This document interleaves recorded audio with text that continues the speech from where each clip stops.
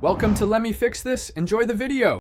You begin by verifying your phone supports ESIM and is unlocked. This matters because an ESIM profile replaces a physical SIM. Once ready, send SMS. Port space your 10-digit mobile number to 1900 to request a UPC. The code typically arrives within 4 days and is valid briefly. Make sure to have a government ID and your current Jio details handy for the Airtel application, because Airtel will require the UPC and ID to process your mobile number porting. You now submit the UPC and ID to Airtel, either online or in store, and explicitly request an ESIM for your port-in.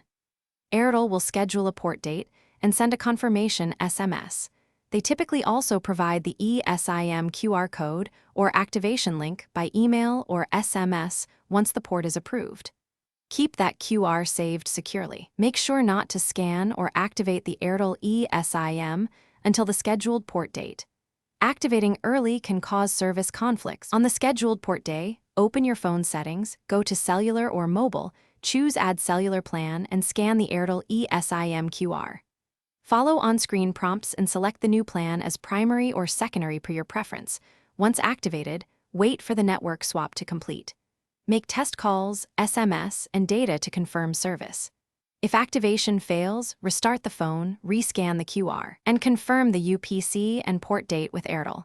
This is the quickest way to resolve most problems. Thanks for watching. If you found this helpful, don't forget to like and subscribe.